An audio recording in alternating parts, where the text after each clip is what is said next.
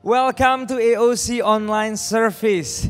This is the home for imperfect people. Rumah bagi orang yang gak sempurna, tapi kita sama-sama terus disempurnakan oleh anugerah dan kasih-Nya Tuhan. Dan hari ini, what's happening, apa yang akan terjadi, kita akan menyanyikan beberapa lagu. And by the way, akan ada beberapa lagu-lagu baru yang ditulis oleh Sound of Praise, yang akan di live record juga tanggal 25 November besok. Selalu kita percaya lagu itu adalah firman yang diulang-ulang, yang akan menguatkan hati dan jiwa kita, akan bicara kepada setiap pribadi kehidupan kita. So that's what we're gonna do. We're gonna sing, dan kemudian kita akan memberi persembahan, dan kemudian kita akan mendengar pembahasan yang tentunya akan sangat memberkati setiap kita. Dan sebelum kita mulai, kalau Anda keluarga AOC yang lama, kenapa nggak kita welcome dan kita sapa dan kita jadi orang-orang yang ramah terhadap keluarga-keluarga AOC yang baru, yang mungkin pertama kali tuning in. Ini yang bisa kita lakuin. Kenapa nggak semua kita ketik di kolom komen, welcome to AOC. Come on, Anda yang lama, Anda leaders, Anda pemimpin kelompok sel, let's welcome orang-orang yang mungkin pertama kali hari ini menonton kita, atau yang baru 2, 3, 4 kali. Kenapa nggak kita tulis welcome to AOC. Okay, so here we go. Enjoy the service. God bless us. Halo semuanya, welcome to Alpha Church Online Service. Kita mau bernyanyi bersama-sama.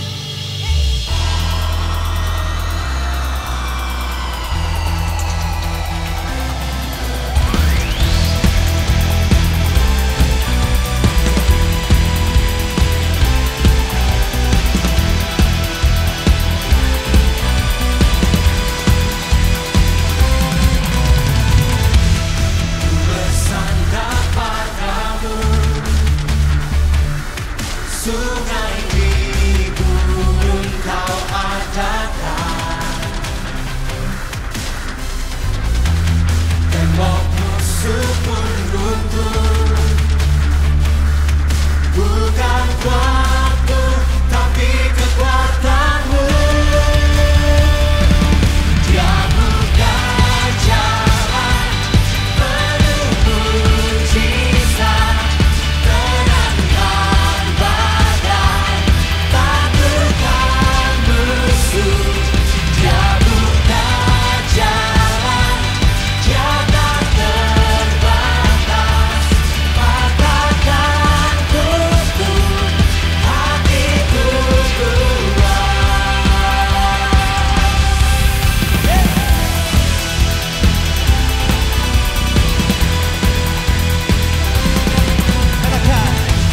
Ku bersandar padamu, sungai di gurun Kau adakan, tembok musuh pun runtuh. Tembok musuh pun runtuh. Bukan kuatku, tapi kekuatan-Mu. Dia buka jalan penuh mujizat, tenangkan badai, taklukkan musuh. Dia buka jalan, Dia tak terbatas, patahkan tutup hatiku kuat. Kawan oke, kita tepuk tangan di kepala kita.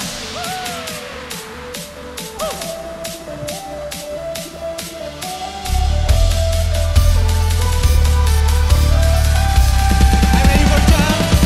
Come on.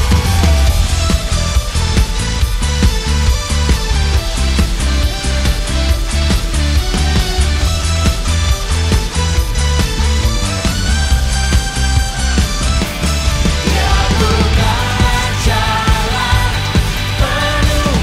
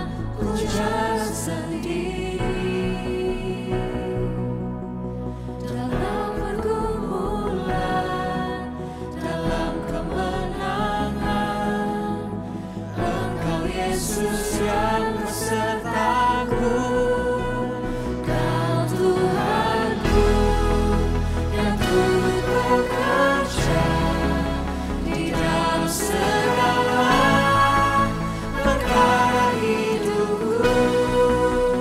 Kau datangkan semua kebaikan, Kau jadikan serupa denganmu.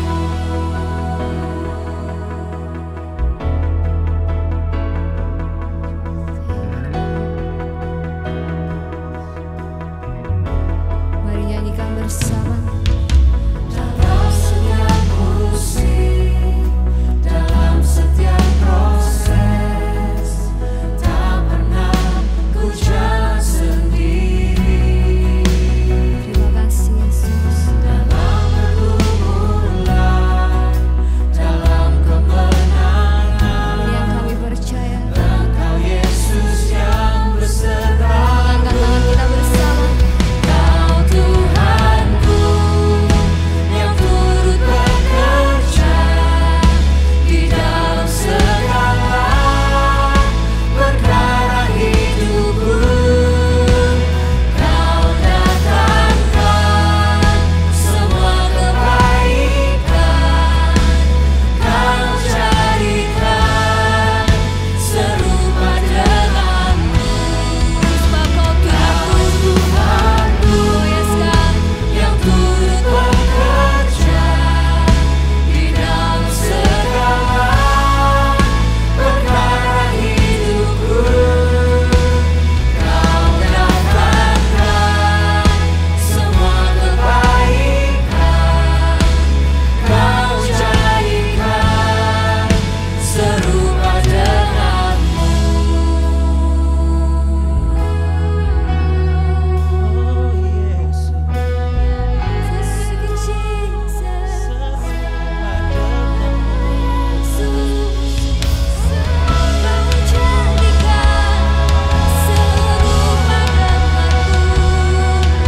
Oh Yesus, Kau sungguh baik, tak pernah tinggalkanku, tak pernah tinggalkanku, sebab Tuhan setia. Kau Tuhanku yang turut bekerja di dalam segala perkara hidupku.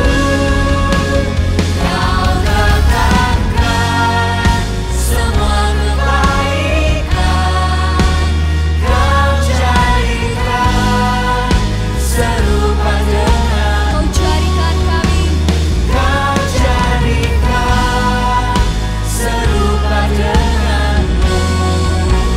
Kau jadikan serupa denganmu. Thank you, Jesus.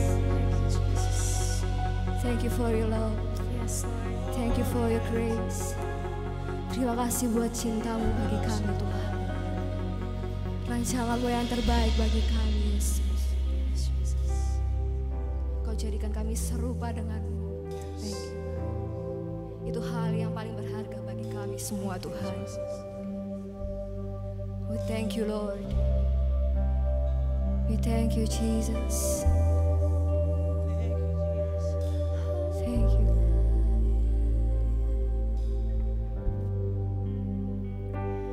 Bapa, ku percaya padamu. Aku biji matamu, Kau membangun hidupku dalam segala perkaraku.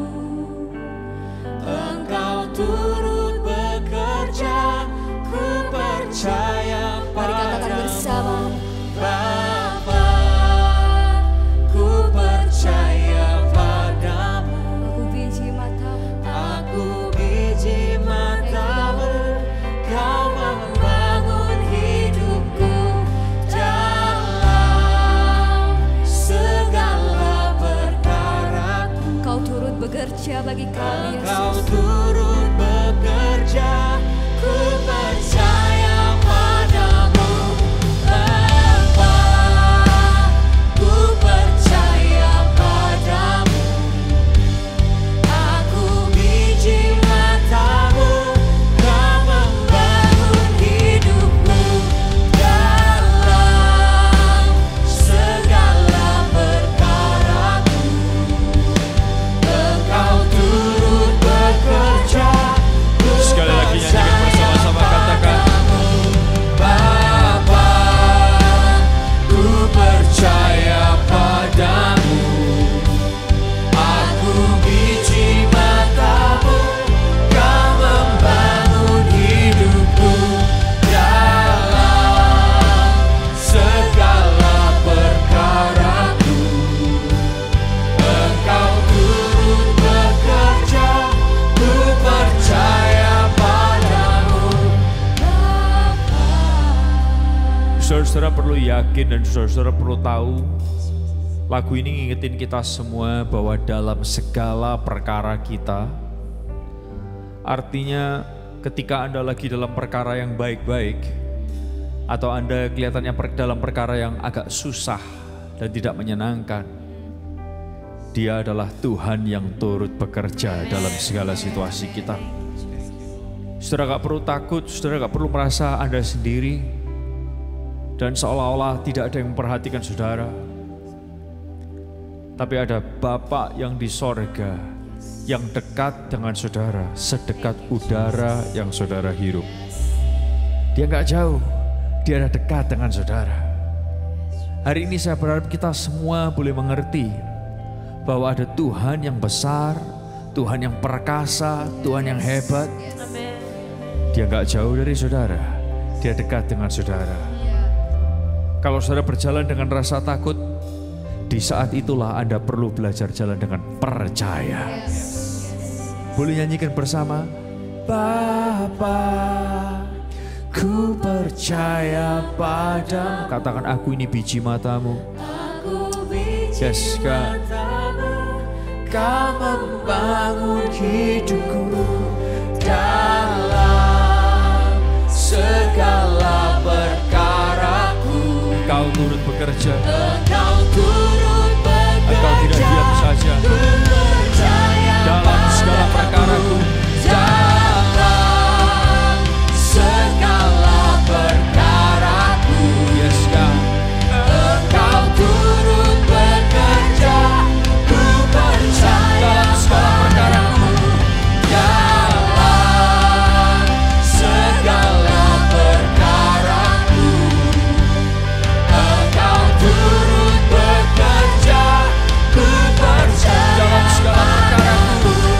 dalam segala perkaraku. Engkau turut bekerja, ku Sekali lagi katakan, yang percaya dalam segala perkaraku. Engkau turut bekerja. Yes, God. Yes, God. Yes, God. Engkau turut bekerja, ku percaya padamu, Bapa. Terima kasih Tuhan. Terima kasih Tuhan.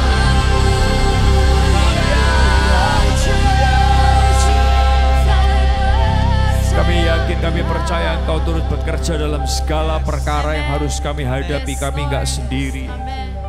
Ingatkan kami semua, setiap kami, dimanapun kami berada.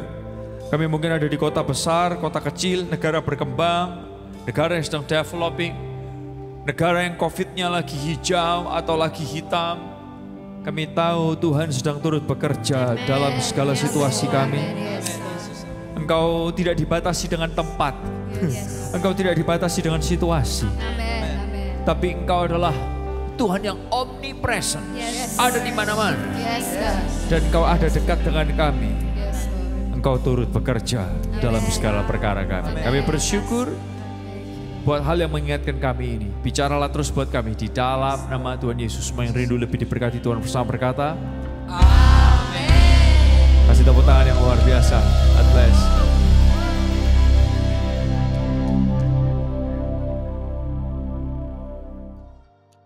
Hello everyone, thank you for singing and worshiping with us. Berikut ada beberapa informasi yang perlu kita sampaikan dan simak bersama, yaitu yang pertama. If we are new in Alpha Omega Church and wants to connect with us, kita bisa hubungi nomor yang ada di layar berikut ini. We believe in cell group and we are growing in community, so don't miss out our cell group meeting every week, baik secara onsite ataupun secara online sesuai dengan persetujuan bersama. Dan juga jangan lupa di bulan November dan Desember ini our cell group akan ada cell group party bersama. Jadi jangan lupa untuk ajakin kawan-kawan kita dan kita bisa kontak ke cell group leaders kita untuk informasi lebih lanjut. And another good news nih, Sound of Praise di hari Rabu tanggal 25 November pukul 8 malam akan launching album yang terbaru di ulang tahun anniversary yang ke-10 di YouTube channel kita, yaitu Sound of Praise Official. Dan jangan lupa juga nih bahwa di tahun ini kita akan memberkati 10 tempat ibadah. Jadi jangan lewatkan, ajakin kawan-kawan kita, reminder di handphone kita, set alarm tanggal 25 November pukul 8 malam. Dan pengumuman berikutnya yaitu di bulan Desember, setelah pertimbangan yang cukup panjang dan berulang-ulang, Alpha Omega Church memutuskan untuk memulai on-site service kita bersama sekali lagi di bulan Desember. Untuk setiap kita perlu diperhatikan bahwa kita akan terus menerapkan protokol kesehatan. Jadi jangan lupa juga buat setiap kita yang akan datang dan bisa datang di minggu pertama ataupun mulainya Desember itu, kita akan melakukan pendaftaran terlebih dahulu dan kita akan mengupdate lewat link-link tertentu untuk informasi lebih lanjut. Dan buat setiap kita yang mungkin masih berhalangan hadir, it's okay, karena Alpha Omega Church akan terus tetap mengupdate dengan online service kita setiap minggunya. Jadi baik yang berhalangan ataupun yang bisa hadir, kita akan terus bisa mengikuti online service kita ataupun on-site service kita yang dimulai di bulan Desember. Jadi keep updated, mari kita terus pantengin di Alpha Omega Church YouTube channel ataupun Instagram kita.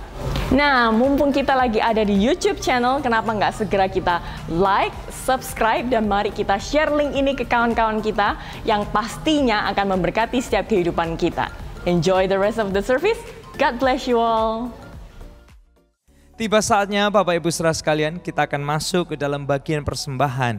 Kalau Anda baru, Anda bukan Kristen sekalipun, Anda mungkin bertanya, apakah itu persembahan?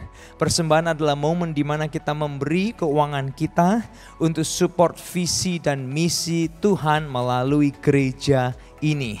Dan Bapak Ibu Saudara sekalian, sedikit sharing yang saya ingin ajak kita menyadari bahwa memberi itu adalah pengorbanan. Memberi adalah pengorbanan. Nah, kita bisa mengerti berkorban karena ini, Yesus terlebih dahulu berkorban buat kita.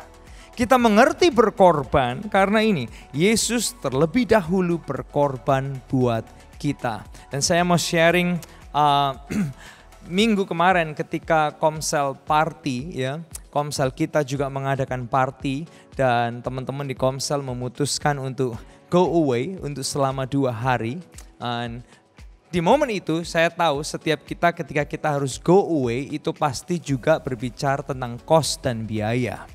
Tapi di momen itu juga saya dan Lita as a family kita juga punya komitmen untuk janji iman dan tentunya komitmen kita terhadap Tuhan dalam persembahan kita dan perpuluhan kita.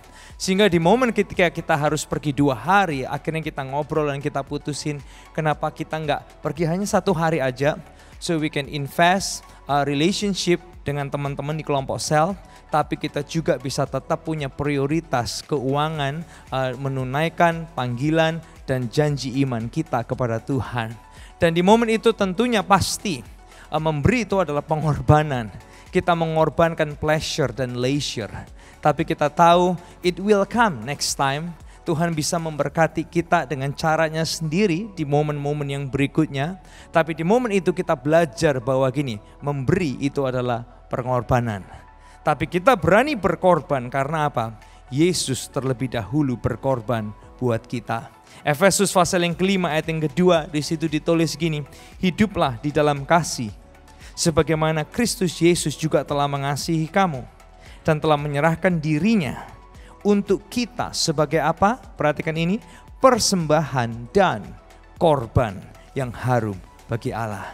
So ketika kita menghidupi perjalanan iman Kristen ini, dan bagi Anda yang lama Kristen dan Anda berkata Yesus itu pusat kehidupan kita, kita belajar memberi sebagai pengorbanan karena apa?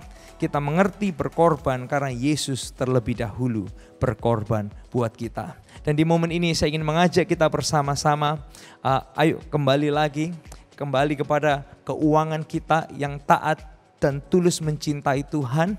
Melalui persembahan kita, melalui perpuluhan kita, mungkin persembahan khusus untuk event Son of Praise yang akan datang, atau perpuluhan Anda, atau juga mungkin janji iman yang udah kita imani bersama-sama untuk melihat pekerjaan Tuhan terjadi melalui setiap kehidupan kita. Mari kita berdoa.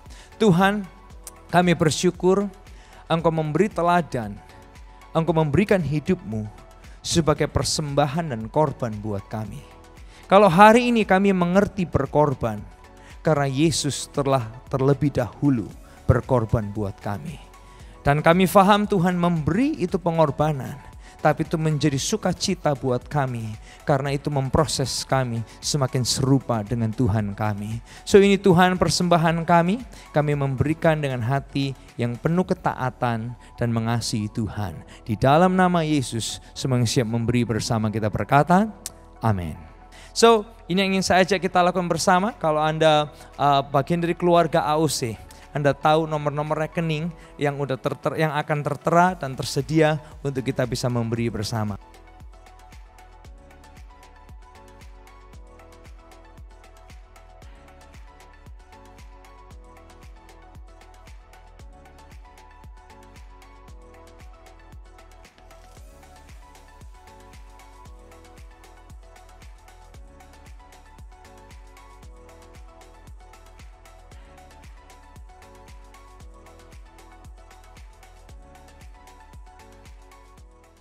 Halo semuanya, senang sekali lagi bisa bertemu bersama-sama di pembahasan kita di serial yang berikutnya lagi tentang The Voice of Your Scars.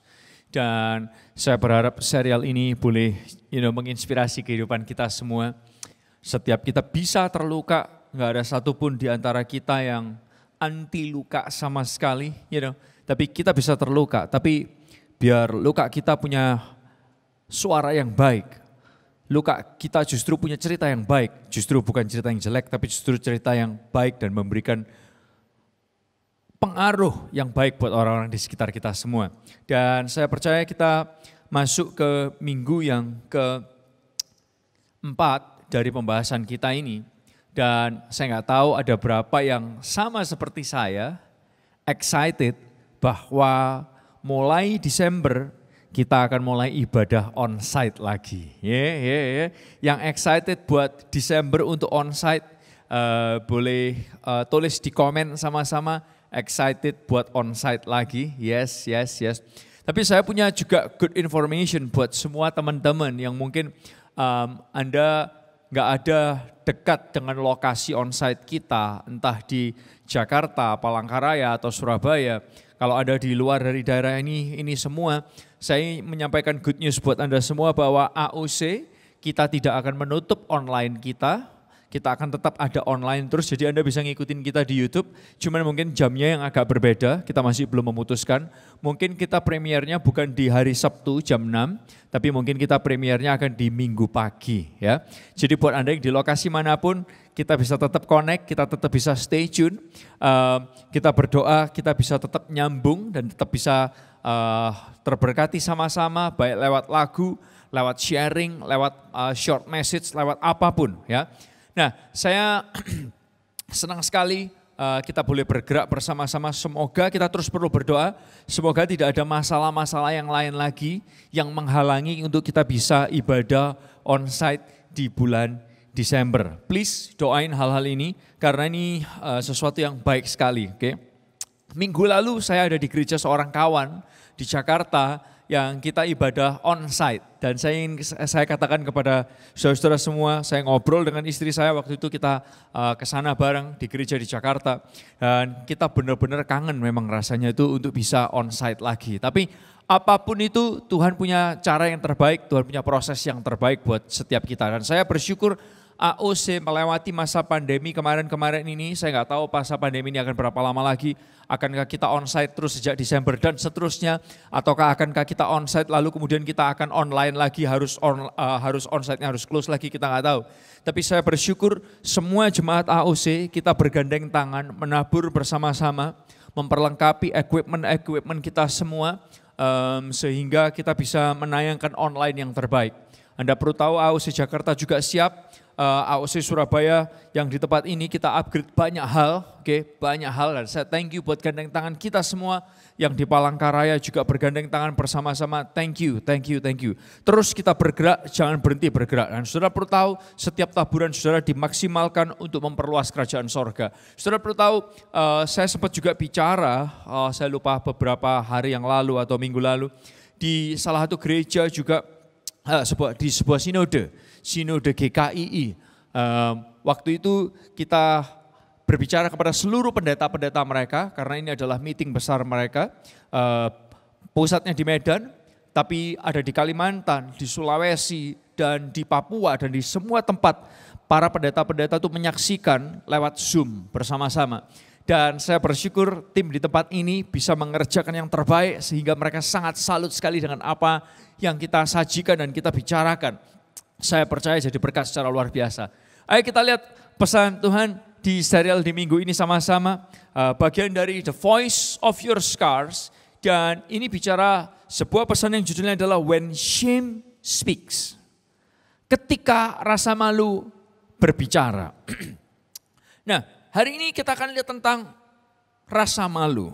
Tahukah saudara bahwa dalam kehidupan kita, orang itu bisa punya kelemahan. Entah kelemahan itu karena hal yang disengaja ataupun hal yang tidak disengaja. Orang bisa punya kesalahan, kelemahan, kesalahan, entah itu karena diri Anda sendiri dan bukan karena orang lain, atau mungkin ada kesalahan yang disebabkan karena orang lain.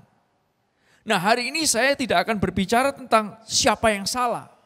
Bagaimana kita ngurusin dealing dengan dia, Pak? No, saya nggak mau bicara soal hal itu. Tapi ketika kita punya kesalahan, kita punya kelemahan, dan kemudian memunculkan rasa malu di dalam hidup kita, seringkali kita sebagai pribadi, kita susah untuk deal dengan rasa malu ini. Nah, hari ini kita akan lihat bersama-sama apa yang dapat kita lakukan dengan rasa malu kita. Nah, rasa malu ada dua hal yang harus dihadapi. Yang pertama adalah ada rasa malu yang harus dipelihara. Karena gini, kalau orang sampai nggak punya malu, bahaya. Nggak punya rasa malu, bahaya. Tapi ada rasa malu yang harus dikendalikan. Saya ulang sekali lagi. Ada rasa malu yang harus dipelihara, tapi juga ada rasa malu yang harus dikendalikan. Karena rasa malu ini kalau sampai menguasai kehidupan kita dan bicara hal yang negatif dalam kehidupan kita dan tidak dapat dikendalikan, ini akan bahaya banget. Sekali lagi, kalau enggak dipelihara itu juga bahaya, tapi kalau tidak dapat dikendalikan itu juga sangat bahaya. Nah, tahukah Bapak Ibu Saudara sekalian bahwa kalau kita punya kelemahan kita itu antara gini, kelemahan kita antara menghancurkan kita atau membangun kita. Saya ulang sekali lagi, kelemahan kita itu akan menghancurkan kita atau membangun kita. Nah, rasa malu seringkali kalau ketemu dengan kelemahan, sekali lagi saya ulang ya, rasa malu jika bertemu dengan kelemahan, seringkali rasa malu ini cenderung menahan kita untuk membuat kelemahan kita ini terus akhirnya menghancurkan kita. Menahan kita untuk jadi lebih baik, sehingga justru rasa malu membuat kelemahan kita akhirnya menghancurkan kita. Bisa diikutin saudara, ada bedanya kesalahan, kelemahan dengan rasa malu. Mereka beda, tapi ketika mereka bertemu dan kemudian reaksinya nggak benar, ya, ini akan nggak makin membangun kita, tapi justru akan menghancurkan kita. Oleh karena itu, ini yang terjadi. Dengarkan saya. Banyak orang punya luka atau kesalahan, dan kemudian karena ada rasa malu, oke, ini yang membuat kita tidak suka mengakuin kelemahan-kelemahan kita. Rasa malu ini yang bikin kita gak suka mengakui kelemahan kita. Kita jengkel sama orang, tapi ternyata ceritanya salah. Kita bisa marah sama orang karena apapun. Kita bisa melakukan dosa karena apapun. Dan kemudian kita jadi malu, ya, karena rasa malu terhadap dosa dan kelemahan ini akhirnya kita malu, kemudian ini membuat kita tidak suka mengakui kelemahan kita. Nah, kita cenderung menutupi kelemahan kita, yang which is di suatu level ini baik. Tapi di sampai suatu level tertentu, gak berani mengakui kelemahan kita, itu sesuatu yang sangat bahaya banget loh. Kita bukan berarti harus mengekspos kelemahan kita sembarangan, enggak. Tapi gak berani dealing dengan kelemahan kita, ini sesuatu yang sangat bahaya. Nah, seringkali kita gak suka mengakui kelemahan kita. Dan yes, memang ada kata-kata yang seringkali mengatakan, dan juga ini yang kita juga sempat ajarkan adalah gini saudara, play your strength. Mainkan kekuatanmu, jangan mainkan kelemahan, mainkan kekuatanmu, yes. Di sebagian momen hidup kita, ini adalah sesuatu yang benar. Tetapi ini tentang fokus kepada apa yang dapat kita lakukan dengan baik. Dan seringkali, karena kita suka memainkan kekuatan kita saja, kita lupa apa yang harus kita deal dengan kelemahan kita. Nah, dan pertanyaannya adalah gini, kalau seandainya ya, kita ini kan hidup di zaman Instagram, kita hidup di zaman Facebook, kita hidup di zaman apapun, YouTube, dan kita selalu menampilkan kekuatan kita, hal-hal yang baik dari kita, di keluarga kita, di pekerjaan kita, di penampilan kita. Tapi apa yang terjadi kalau seandainya orang bisa melihat dalamnya kita, saudara. Kelemahan kita, termasuk pergumulan-pergumulan kita, kekurangan-kekurangan kita. Ketika kita ini lagi out of control, ketika orang lihat seperti itu, kira-kira perasaan orang gimana ya? Insecurities kita. Dan tahukah saudara, ketika orang bisa lihat kelemahan kita, dengarkan saya saudara, itu bisa merubah persepsi orang banget loh terhadap kita, benar gak sih? Karena kita seringkali menampilkan kekuatan kita, tapi kita menyembunyikan kelemahan kita. Kita sembunyiin banget, rapet-rapet. Jangan ada yang kelihatan sama sekali. Which is, in a level itu oke. In a certain level itu oke. Tapi ketika it's too much, dan kita gak berani dealing dengan ini, dengarkan saya, itu bisa jadi seperti borok, yang yes Anda harus cover, tapi kalau gak diobatin, borok ini akan menggerogoti. Nah menariknya gini saudara, kita mungkin dapat menyembunyikan kelemahan kita dari orang di sekitar kita. Kita mungkin bisa menyembunyikan kelemahan kita dari keluarga kita, mungkin dari papa mama kita, dari orang tua kita, dari kakak atau adik kita, dari anak-anak kita. Tapi tahukah saudara, ada satu pribadi yang selalu tahu kelemahan saudara, yaitu adalah Tuhan. Mungkin manusia di sekitar saudara gak tahu kelemahan saudara, tapi Tuhan tahu. Nah, dalam 1 Samuel 16 ayat yang ke-7, ayat itu bicara kepada kita semua, bicara kata-katanya seperti ini, manusia melihat apa yang kelihatan, tapi Tuhan itu lihat hati saudara dan saya. Dia bisa lihat hati saudara, dia tahu kekuatan saudara, dan dia juga tahu kelemahan Anda. Dan ini yang menarik, Tuhan itu tidak tahu kelemahan kita untuk menertawakan kita. Oh no. Tuhan tuh nggak tahu kelemahan kita untuk menjelekkan kita, memojokkan kita, tidak. Tapi dia tahu kelemahan kita, justru dia nunggu kita. Bagaimana Anda dan saya merespon kelemahan ini. Dia nunggu Anda dan saya. Because he want to do something. Dengan rasa malu ini. Dia mau perbaiki. Karena kelemahan-kelemahan kita itu adalah kesempatan untuk Tuhan bekerja secara luar biasa dalam kehidupan kita. Meskipun ketika tubuh kita dan hati kita gagal, Mazmur 73 ayat yang ke-26 ayat itu berkata gini, dia adalah sumber kekuatan untuk hati kita. Hari ini kalau Anda duduk di tempat ini, dengerin pesan ini meskipun hati kita, tubuh kita bisa gagal, Anda perlu tahu, Dia adalah Tuhan yang jadi sumber kekuatan untuk hati saudara. Bapak Ibu sering kasih Tuhan, dan saya kepingin ajak saudara lihat bersama-sama. Sebagaimana kita memperhatikan area-area kehidupan kita, yang kita coba jujur lemah, kita juga perlu bisa melihat kepada Tuhan Yesus yang rindu memulihkan kita untuk kemuliaannya. Hari-hari ini saya berharap selama beberapa minggu ini kita lagi bahas tentang the voice of your scars. Saya berharap saudara semua boleh melihat bahwa kita lagi koreksi diri, luka kita di mana. Dan saya berharap kita juga perlu bisa melihat ada Tuhan yang rindu memulihkan kita. Nah, karena gini saudara, Tuhan bekerja juga melalui kelemahan-kelemahan kita. Saya ulang sekali lagi, Tuhan bekerja juga melalui kelemahan-kelemahan kita.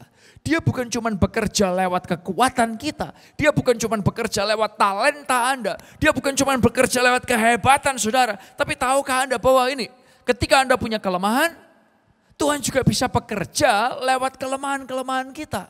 Jangan Anda pikir bahwa Tuhan cuma bisa pakai karuniaku, talentaku, kehebatanku. Tapi kelemahanku, Tuhan gak bisa apa-apa. Kelemahanku itu urusanku sendiri. No, itu bukan Tuhan. Dia bisa pakai kekuatan saudara, dia bisa pakai kehebatan Anda, dia juga bisa pakai kelemahan saudara.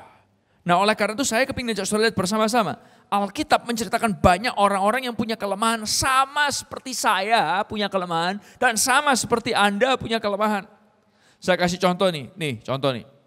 Beberapa minggu lalu kita sempat bahas tentang ini. Yusuf, dia adalah orang yang punya kelemahan, dia bisa nyombong. Dia bisa punya kelemahan jadi orang yang, mungkin adalah kelemahannya dia di waktu itu. Gak berpikir panjang. Sampai dia harus dipenjara. Paulus, penulis Alkitab, dia juga adalah orang yang kalau ngomong, kalau bicara, dia bicaranya terlalu keras. Sampai dia harus dipenjara. Dia kalau bicara kurang bisa main cantik. Bapak Ibu sering kasih, Petrus adalah salah satu murid Yesus yang ikut Yesus kemana-mana dalam inner circle-nya Yesus. Karena Yesus punya murid banyak, ada 70 murid, ada murid 12. Lalu kemudian ada murid yang kelompok 3. Siapa tuh? Petrus, Yohanes, Yakobus. Yang mereka adalah orang inner circle-nya Yesus banget. Tapi tahukah Petrus juga punya kelemahan waktu Yesus mau naik ke kayu salib. Dia juga menyangkali Yesus waktu ditanya, kamu kan yang sering hangout sama Yesus. Dia bilang, gua gak kenal Yesus. Aku gak tahu dia. Dan ada banyak orang-orang di Alkitab yang bisa jatuh dan punya kelemahan. Banyak sekali, saya baru nyebut 3 nama. Tapi ada begitu banyak nama, lebih daripada 3, lebih daripada 30, lebih daripada 13, lebih daripada 300. Banyak nama. Karena gini, ketika Yusuf punya kelemahan, gampang nyombong, kurang bisa mengontrol kata-katanya. Tahu-tahu Tuhan pakai kelemahan dia. Dia bisa jadi penguasa di Mesir. Paulus, orang yang kalau ngomong kadang terlalu keras. Tuhan bisa pakai dia untuk jadi penulis banyak bagian dalam kitab kita. Petrus yang pernah menyangkali Tuhan Yesus sampai 3 kali. Tuhan juga bisa pakai hidupnya untuk jadi salah satu perintis gereja mula-mula. Dan ini menyenangkan sekali untuk tahu bahwa, kalau Tuhan bisa pakai Yusuf, kalau Tuhan bisa pakai Paulus, Tuhan juga bisa pakai Petrus. Tuhan juga bisa pakai kelemahan Anda dan kelemahan saya untuk sesuatu hal yang luar biasa. Oleh karena itu Tuhan juga bicara sama Paulus. Kita lihat ya, dalam 2 Korintus 12 ayat yang ke-8 sampai yang ke-10. Karena gini saudara, ada momen-momen dalam kehidupan saudara, kelemahan Anda itu mungkin gak akan bisa hilang. Dan orang tahu, apa yang harus kita lakukan? Nih kita lihat coba sama-sama. Paulus dia juga adalah orang yang punya kelemahan. Dan di ayat ini dia bicara sesuatu yang jelas banget tentang kelemahannya. Kita lihat sama-sama ya. Tentang hal itu, sudah 3 kali aku berseru kepada Tuhan. Supaya utusan iblis itu mundur daripadaku. Tetapi jawab Tuhan kepadaku, cukuplah kasih karuniaku bagimu. Sebab justru dalam kelemahanlah kuasaku menjadi sempurna. Sebab itu terlebih suka aku bermegah atas kelemahanku, supaya kuasa Kristus turun menaungi aku.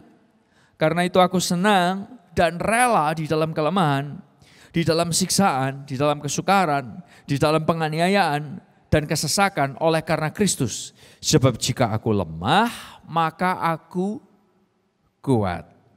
Boleh katakan bersama-sama, sebab jika aku lemah, maka aku kuat. Lagi yuk sama-sama yuk di seluruh ruangan ini, kalau Anda yang lagi dengerin boleh ikutin saya sama-sama ya. Sebab jika aku lemah, maka aku kuat. Boleh tulis gak di kolom komen Anda di YouTube, sebab jika aku lemah, maka aku kuat.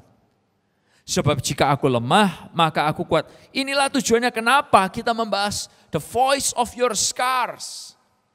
Suara dari luka kita. Suaranya bukan makin negatif, tapi suaranya harus makin positif. Suaranya bukan suara kelemahan. Stop sampai di kelemahan saja bukan.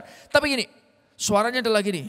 Aku lemah, tapi aku dikuatkan. Wow. Nah saya kepingin saudara lihat bersama-sama. Agar kuasa Tuhan bisa bekerja di dalam kita. Kita ini perlu belajar gini loh. Tunduk dan taat sama Tuhan. Meskipun kita dalam kondisi yang lemah. Karena ketika kita lemah dan kita belajar taat, kita sedang mengizinkan diri kita untuk bisa merendahkan diri dan berharap Tuhan yang mampu yang besar. Di saat itu juga kita lagi menyatu sama kuasanya Tuhan yang hebat itu. Di saat itu kelemahan kita dan kekuatan Tuhan langsung nyatu. Saya nggak tahu apa yang jadi pergumulan saudara, mungkin masalah pekerjaan, mungkin masalah keluarga, mungkin masalah sakit penyakit. Dan saya dengar banyak sekali cerita-cerita. Orang yang ngalamin kelemahan-kelemahan. Dia udah coba semua kekuatannya. Tapi ketika dia mulai menyerah, dia mulai menyatu sama kuasa Tuhan. Tahu-tahu boom, mujizat terjadi. Bukan berarti saya berkata kepada Anda, oh habis gini gak usah usaha, gak usah coba. Terus saja, cuma doa saja, gak perlu usaha. No. Kita harus berusaha. Karena Tuhan kasih kita otak, Tuhan kasih kita otot, tapi Tuhan juga kasih kita lutut. Otak untuk berstrategi, otot untuk bekerja dengan baik, dengan semangat untuk giat dan rajin. Tapi lutut itu untuk berdoa kepada Tuhan, datang kepada Tuhan. Bapak Ibu saudara Tuhan, oleh karena itu saya kepingin ngajak saudara lihat bersama-sama. Rasa malu bisa ada. Tapi justru rasa malu harus jadi trigger untuk kita datang kepada Tuhan, bukan makin sembunyi dari Tuhan.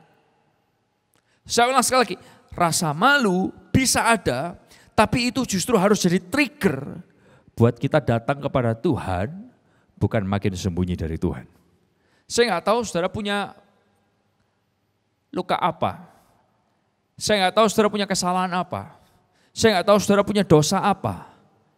Yang kemudian yang ada di dalam hidup saudara dan kemudian rasa malu mulai main peran di sana.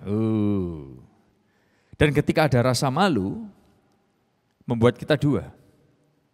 Makin jauh dari Tuhan, makin sembunyi dari Tuhan, atau makin dekat dan minta dipulihkan sama Tuhan. Saudara perlu tahu ada bedanya antara Adam dan Hawa.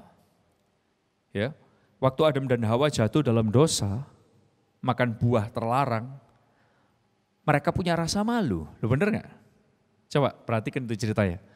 Nah, waktu Tuhan datang, mereka makin sembunyi dari Tuhan. Beda sama yang namanya Daud. Dia juga berdosa, dia juga jatuh, dia juga gagal dalam dosa seks. Tapi waktu dia didatengin, Nabi negur dia, pertamanya dia gak sadar. Begitu dia sadar, dia punya respon yang beda. Dia gak makin lari dari Tuhan, tapi dia makin mendekat sama Tuhan. Tuhan ampuni aku, Tuhan pulihkan aku. Saya berharap hari ini, ketika ada rasa malu dalam hidup saudara, karena kesalahan, karena kelemahan, karena dosa, karena apapun. Saya berharap rasa malu itu tidak menjauhkan saudara dari Tuhan, justru makin mendekatkan saudara dari Tuhan. Saya berharap saudara nemukan sebuah kata-kata ini, rasa malu bisa ada, tapi justru rasa malu harus jadi trigger untuk kita datang kepada Tuhan, bukan makin sembunyi dari Tuhan. Karena apa? Karena kita punya Tuhan yang adalah pengampun dan pemulih. Yang setuju katakan yes. Dia adalah Tuhan yang mengampuni dan memulihkan. Itu kerennya Tuhan kita, saudara. Oleh karena itu jangan menjauh dari Tuhan, makin mendekat sama Tuhan. Dan ini saudara, let your hope shape your future, not your shame. Izinkan pengharapanmu membentuk masa depanmu, bukan rasa malumu. Izinkan harapanmu membentuk masa depanmu, bukan rasa malumu. Nah pertanyaannya adalah gini, oke, wow, that's good. Nah pertanyaannya adalah apa yang dapat kita lakukan terhadap kelemahan kita dan rasa malu kita? Apa yang dapat kita lakukan? Oke, terhadap kelemahan kita dan rasa malu kita. Ada 4 hal yang saya ngajak saudara bahas cepat. Yang pertama adalah gini, accept, terima. Accept, terima. Boleh tulis di kolom komentar sama-sama dong. Terima, accept, terima. Oke, saya tahu, oh Ezra, masa kelemahan kita harus kita terima. Bukankah itu harus kita buang, harus kita singkirkan? Yes, harus Anda buang, harus Anda singkirkan. Tapi ada seperti ceritanya Paulus tadi di 2 Korintus pasal 1, di mana Paulus loh, come on, Paulus dia adalah penulis Alkitab, lebih dari separuh kitab perjanjian baru saudara, dan ini dia minta rasa bersalahnya, ini kelemahannya untuk disingkirkan. Tapi tahu nggak? Wah, halo, tolong perhatikan sini. Ada momen di mana Tuhan tidak menyingkirkan kelemahan kita. Tuhan mengizinkan kelemahan kita tetap ada di sana. Ini orang hebatnya Tuhan loh. Tapi doanya nggak dijawab sama Tuhan. Alias ada kelemahan dan rasa malu yang dibiarkan ada di situ. Justru jawaban Tuhan itu adalah gini. Cukuplah kasih karuniaku bagimu. Sebab dalam kelemahanmu lah kuasaku, kuasa Tuhan jadi sempurna. Alias ada masalah atau kelemahan yang memberikan rasa malu bagi kita. Yang Tuhan gak mau angkat. Gak mau ya, bukan gak bisa. Tuhan gak mau angkat. Dan disinilah kita perlu bisa belajar ini saudara. Accept, terima, embrace itu. Karena ini adalah bagian dari hidup saudara loh. Saya gak tahu apapun itu. Entah itu mungkin masalah di keluarga, masalah di pekerjaan, masalah di kesehatan. Yang lu gak bisa singkirin. Lu gak bisa singkirin, lalu harus diapain? Harus di-accept, harus diterima. Mungkin karakter jelek, mungkin dosa yang tidak disengaja ataupun yang disengaja. Kita perlu terima ini. Seperti orang ke dokter, kalau saudara gak menerima bahwa Anda terluka, dokternya gak akan bisa kasih tahu saudara, gak bisa kasih resep saudara. Anda gak menerima bahwa sedang ada sakit di dalam, maka dokternya gak akan tahu. Dan yang selain accept, yang pertama, yang kedua adalah ini saudara, forgive. Memaafkan. Selain kita bisa menerima, kita perlu bisa mengampuni. Orang kadang bisa menerima tapi gak ngampunin, wah bahaya sekali. Karena gini saudara, the truth is, unless you let go, unless you forgive yourself, ampuni dirimu, unless you forgive the situation, kalau kamu gak bisa mengampuni situasimu, unless you realize that the situation is over, kalau kamu gak bisa mengerti bahwa situasi ini sudah selesai, you cannot move forward. Kamu gak akan bisa maju. Ini saudara, sekali lagi, kalau kamu gak bisa melepaskan, let go. Kalau kamu gak bisa mengampuni dirimu, kamu gak bisa mengampuni situasimu, kamu gak bisa melihat bahwa situasi itu sudah selesai, kamu gak akan bisa move on dalam kehidupan. Ini yang ngomong adalah Dr. Steve Maraboli. Oleh karena itu, saya kepingin ajak saudara ngelakuin ini sama-sama ini, bagian forgive. Forgive yourself, ampuni dirimu. Forgive your situation, ampuni situasimu. Realize that the situation is over. Sadari bahwa situasinya sudah selesai. Then you will move forward. Maka kamu akan melangkah maju dalam kehidupan. Saudara tahukah saudara banyak orang dalam hidup ini gak bisa menyelesaikan dan gak bisa ngampuni situasi-situasi dalam kehidupan. Ada situasi yang udah lewat, tapi sakit hatinya masih di sana. Ada situasi-situasi yang udah bertahun-tahun, tapi sakit hatinya masih di situ. Sehingga dengarkan saya, hidup kita gak bisa move forward. Hidup kita gak bisa move on. Karena apa? Karena sakit hati yang kita masih terus nempel di sana. Saya pun secara pribadi, ketika kita bahas ini, saya harus cek diri saya. Ada hal-hal yang kalau saya bahas, saya bisa aja ngomong, oh aku udah ngampunin kok. aku udah ngampunin, aku pendeta, kan belum, gue bisa udah ngampunin. Tapi no, saya harus cek bahwa saya belum bisa ngampuni dia. Saya belum bisa beres. Kelihatan kok, kelihatan dari mana? Kelihatan dari respon saya. Kelihatan banget dari respon saya. Dan gak apa-apa ketika hal itu, it's okay. Ketika hal itu dibawa ke pemikiran kita lagi, kita belajar ngampuni lagi, belajar ngampuni lagi, dan belajar ngampuni lagi, dan belajar ngampuni lagi. Kita perlu bisa menerima, kita perlu bisa mengampuni. Ngampuni siapa? Ampuni dirimu dan ampuni situasimu. Mengertilah bahwa situasi itu sudah selesai, maka kamu bisa move forward. Beberapa tahun yang lalu, ada sebuah film yang pernah dibikin. Judul film ini adalah The Rocket Man. The Rocket Man. Nah, film ini menampilkan sebuah cerita tentang seorang anak yang gede-gede dia merubah namanya. Dan dia merubah namanya Elton. Jadi Elton. Dia pikir namanya Elton siapa? Elton John. Dia bertumbuh jadi seorang penyanyi yang sangat luar biasa. Tapi tahukah saudara, Elton John adalah orang yang lahir di keluarga yang dia dibesarkan. Didisiplin tanpa kasih sayang. Dikeras tanpa kasih sayang. Papanya gak terlalu mencintai dia, gak peduli sama dia. Disiplin doang tapi gak bisa mengasihi. Mamanya juga hal yang sama, menertawakan dia kalau dia gak diterima sama papanya. Akhirnya dia mengalami penolakan dalam kehidupannya. Sehingga dari situ dia mulai masuk ke lingkungan hidup yang gak benar. Homoseksual dan lain sebagainya. Dia pikir karirnya bisa nolong dia, reputasinya, kawan-kawannya bisa nolong dia. Tapi ternyata orang-orang itu semua juga mengecewakan. Dia berusaha, waktu dia berhasil, dia kembali ke papanya. Dia pikir dia kepingin bisa memenangkan hati papanya. Dia datang ke papanya naik Rolls Royce-nya dengan supir pribadinya. Dia bawakan papanya jam yang dilapis dengan diamond. Dia pikir papanya akan happy, lihat anakku berhasil. Ternyata pun juga enggak diterima, tetap ditolak sama papanya. Sakit hatinya tetap ada di sana. Dia cari mamanya, ternyata mamanya juga nolak dia.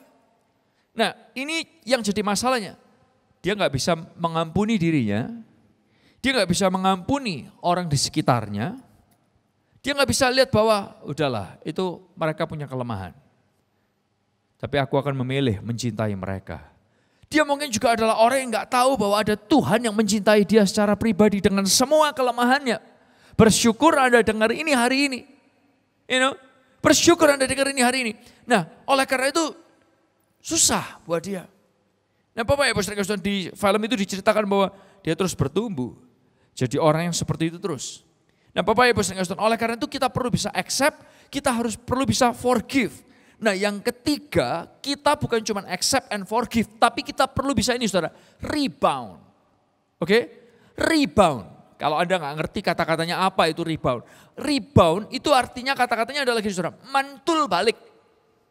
Saudara tahu bola basket, kalau Anda tekan dia ke lantai, apa yang akan terjadi? Dia akan rebound. Mantul balik. Waktu Anda, ada bola yang seperti bola basket tapi lebih lentur. Kalau saudara lempar dia ke tanah, dia akan naik lompat lebih tinggi. Saya bicara cuma stop sampai naik di lebih tingginya. Jangan dikembang-kembangin. Tapi nanti kan akan turun lagi. Nah itu pemikiranmu sendiri yang membuat kamu tidak makin bertumbuh. Nangkap ya? Karena rebound artinya adalah when you push it down, it will come back even higher. Nangkap saudara? Nah oleh karena itu gambaran ini yang saya ingin saudara lihat. Anda mungkin boleh tertekan. Anda mungkin bisa terpuruk dengan rasa malu. Dengan kesalahan saudara. Tapi kalau Anda accept, Anda forgive, maka saudara bisa rebound. Artinya saudara bisa naik lebih tinggi. Bapak Ibu Saudara, karena ada orang yang cuma menerima, mengampuni, kemudian tertuduh. Gak rebound. Sayang banget. Hari ini saya ingin katakan kepada saudara, Anda terima, Anda ampuni, rebound. Kalau tadi yang pertama adalah accept. Kita perlu belajar bisa menerima. situasi, kondisi, kelemahan, luka, rasa malu.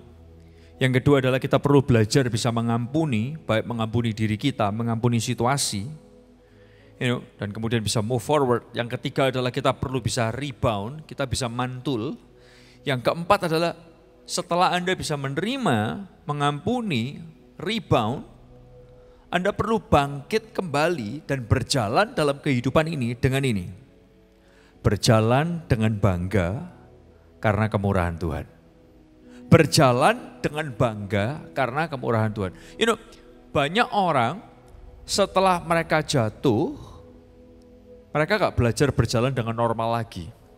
Tapi seringkali mereka masih tetap berjalan dengan rasa pincang yang mereka milikin. Di satu level, di beberapa momen itu sangat dibutuhkan. Tapi setelah itu, kita perlu belajar seperti kita berjalan seperti enggak kita luka lagi. Saya ingat sekali ketika dulu saya belajar main sepeda, dan kemudian pernah jatuh, pernah juga kecelakaan, naik sepeda ditabrak sepeda motor, waktu itu parah banget. Dan Anda tahu kalau luka di bagian yang nekuk, itu seringkali kalau lukanya di situ kita mau tekuin kan susah banget. Apalagi boroknya itu kalau lagi nekuk itu rasanya ketarik banget gitu kan. Jalannya of course susah, lama-lama, awal-awal. Tapi kalau kita biarkan jalan seperti itu terus, akan mempengaruhi cara kita jalan. Kalau ketika lukanya udah mulai sembuh dan makin sembuh dan sampai sembuh, kita perlu belajar berjalan normal lagi. Bekas luka itu akan ada, tapi itu tidak boleh menghalangi cara kita jalan. Karena kamu bukan orang sakit, kamu orang yang disembuhkan. Yuk, kita punya scars, tapi scars itu bisa sembuh. Dan kalau scars itu masih ada di sana, saudara perlu tahu, Tuhan yang nembel luka Anda, Tuhan tambal luka Anda, sehingga sebagian dari Anda lukanya masih ada di sana. Tapi karena sudah disembuhkan oleh Tuhan, bekasnya masih ada. The scars is there. The scars is there, bekasnya masih di situ. Tapi Anda perlu tahu, Tuhan adalah Tuhan yang menyembuhkan. Dan orang yang disembuhkan, itu jalannya gak seperti orang sakit bro. Gak seperti orang sakit sis. Paulus bisa aja berkata, Tuhan, no. Aku masih punya dosa. Aku udah bisa nulis tentang Engkau. Tuhan, aku gak bisa. Aku masih belum mampu. Kalau itu yang Paulus katakan terus, maka tidak akan ada kitab perjanjian baru di Alkitab saudara. Petrus bisa berkata, Tuhan, aku gak berani khotbah di hadapan banyak orang setelah Tuhan naik ke sorga. Karena aku pernah menyangkali Tuhan Yesus. Kalau itu yang Petrus katakan, maka tidak akan ada orang ribuan yang bertobat di awal setelah kenaikan Yesus. Dan tidak akan ada gereja mula-mula dimulai. Yusuf tidak berkata, Tuhan, aku ini orangnya terlalu koki. Gak bisa. Kalau terlalu begitu terus, dia gak akan naik. Jadi pemimpin, penguasa di Mesir. Demikian juga dengan saudara semua. Luka boleh ada, bekasnya boleh ada, scarsnya mungkin ada di sana. Tapi saudara perlu tahu, Tuhan menyembuhkan. Dan kalau Anda disembuhkan oleh Tuhan, Anda perlu berjalan dengan bangga, bukan karena diri saudara, tapi karena kemurahan Tuhan ada atas hidup kita. Banyak orang jalan setelah disembuhkan, masih gak jalan dengan bangga. Masih jalan dengan sakit hati. Masih jalan dengan kemarahan. Masih jalan dengan kepahitan, dengan semuanya. Bapak Ibu saudara dikasih Tuhan. Kalau Anda bisa nerima, Anda bisa mengampuni, Anda bisa rebound, Anda perlu belajar jalan dengan bangga. Karena kemurahan Tuhan besar atas kehidupan. Bapak Ibu sering kasih Tuhan, hari ini saudara perlu tahu, siapapun Anda, Tuhan gak pernah memikirkan meninggalkan saudara. Tapi dia ada, dekat dengan saudara, dia memperhatikan saudara. Dengan semua luka yang Anda miliki. Dia dokter di atas segala dokter. Orang lain mungkin gak lihat, tapi Tuhan tahu hati saudara. Karena dia gak cuma lihat senyum saudara, dia gak cuma lihat penampilan saudara, dia lihat sampai ke dalaman hati saudara. Dan hari ini, saya kepingin ajak kita nyanyi lagu ini, Kita renungkan lagu ini. Lagu ini punya message yang sangat baik sekali. Dia adalah Tuhan yang memperhatikan situasi, musim kehidupanmu. Nyanyikan lagu ini bersama-sama.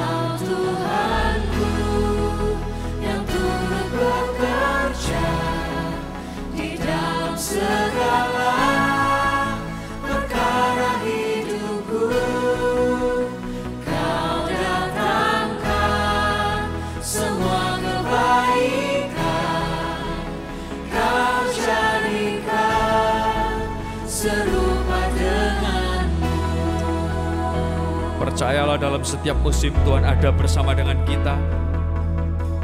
Yes God. Bersyukur buat kemurahan-Mu.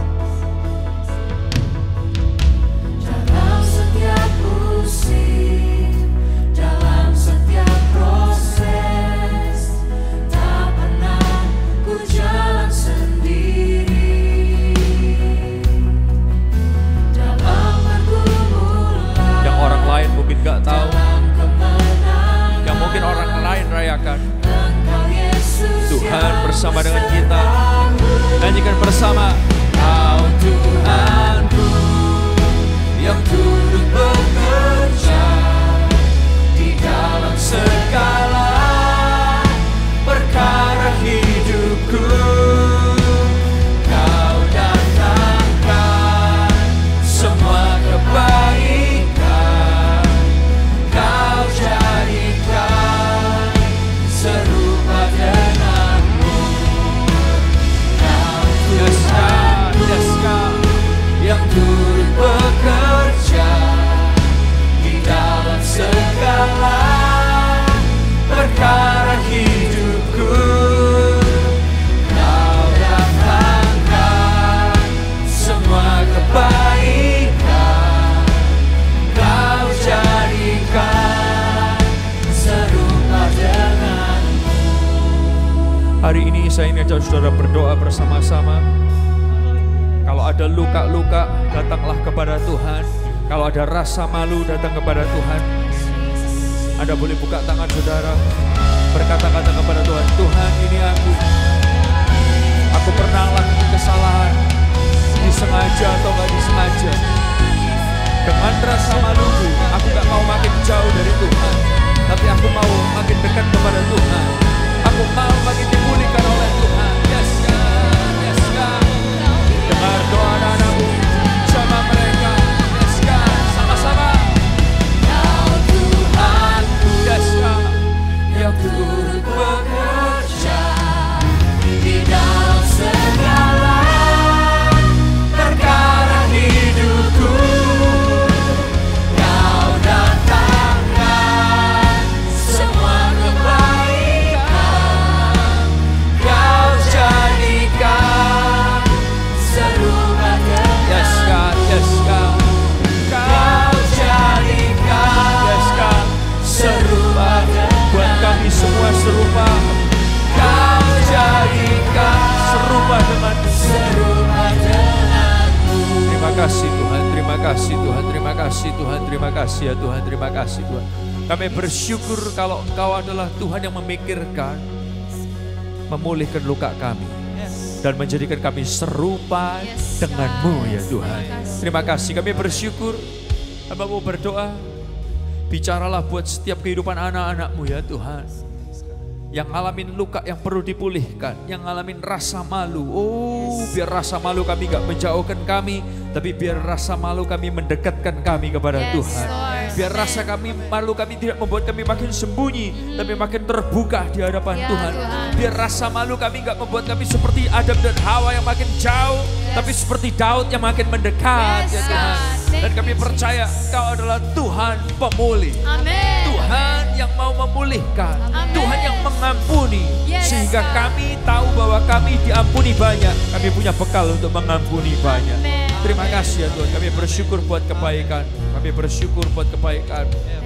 Biar rasa malu kami gak menjauhkan kami dari Tuhan, tapi mendekatkan kami kepada Tuhan. Tiba saatnya kami akan kembali ke tempat kami masing-masing. Buka kedua tangan saudara, terimalah berkat dari Bapa, Anak dan Roh Kudus. Diberkatilah kesehatan, pekerjaan, kehidupan saudara, keluarga saudara. Buat kami terus melihat setiap hari kami adalah orang-orang yang dicintai oleh Tuhan. Setiap hari adalah mujizat yang Kau kerjakan setiap menit, setiap detiknya. Buat kami belajar juga mencintai Tuhan, mengasihi Tuhan dan mengasihi sesama. Apapun yang dikerjakan tangan anak-anak-Mu, Engkau buat berjaya dan buat berhasil. Di dalam nama Tuhan Yesus, semua yang diberkati bersama berkata, Amin. God bless you everyone. Sampai jumpa di tanggal 25 November di YouTube Sound of Praise. Yang saya percaya kita bakal having fun dan bakal sangat diberkati. 25 November, ajak kawan-kawan saudara, posting di sosmed saudara, untuk nonton di YouTube mereka. Kalau bisa nonton di rumah bareng-bareng, bakal seru. God bless everyone.